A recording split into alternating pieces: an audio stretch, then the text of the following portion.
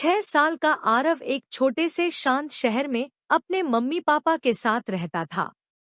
उसका चेहरा हमेशा मुस्कुराता रहता और उसकी आंखों में हर समय नई कल्पनाओं की चमक होती। आरव को महंगे खिलौने नहीं चाहिए थे। उसकी सबसे बड़ी दुनिया थी उसकी क्ले और पजल्स। वो घंटों अपनी रंगबिरंगी क्ले से नई नई चीजें बनाता। कभी वह एक मोटा हाथी बनाता तो कभी एक छोटा घर जिसमें माँ पापा और वो रहते हों।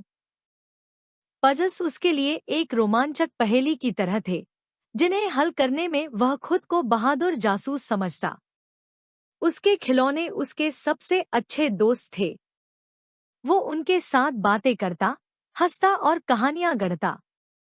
हर सुबह आरव की दिनचर्या कुछ खास होती। जब सूरज की किरण खिड़की से झांकती, वो खुशी से उछलते हुए उठता।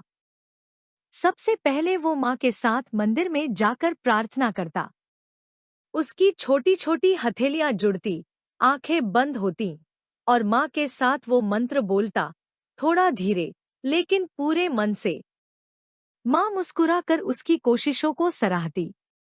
इसके बाद वह माँ के साथ रसोई में चला जाता। माँ चपातियां बेलती और आरव अपने छोटे हाथों से आटे की छोटी छोटी लोइयां बनाता। कभी गोल तो कभी तिकोनी, लेकिन उसके बनाए हर आकार की चपाटी माँ के लिए सबसे स्वादिष्ट होती।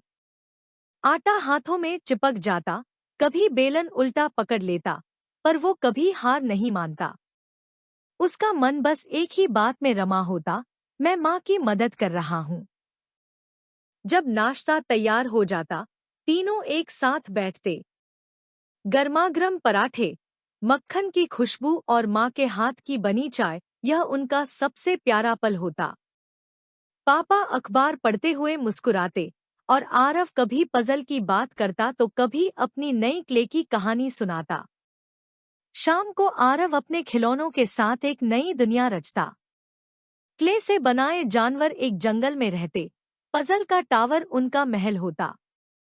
कभी वो राजा बनता, कभी बहादुर सैनिक। उसके खिलौने उसकी कल्पना से जिंदा हो उठते। आरव का छोटा सा दिल प्यार से भरा था, माँ के लिए, पापा के लिए और अपनी उस जादुई दुनिया के लिए जिसे वो रोज अपने नन्हे हाथों से बनाता था। उसे न दौलत की जरूरत थी, न बड़े खिलौनों की। उसके लिए असली खुशी माँ के साथ गूंथा आटा था, पापा के साथ बैठा नाश्ता था और क्ले से बना वह छोटा सा हाथी था जो हमेशा उसके पास रहता।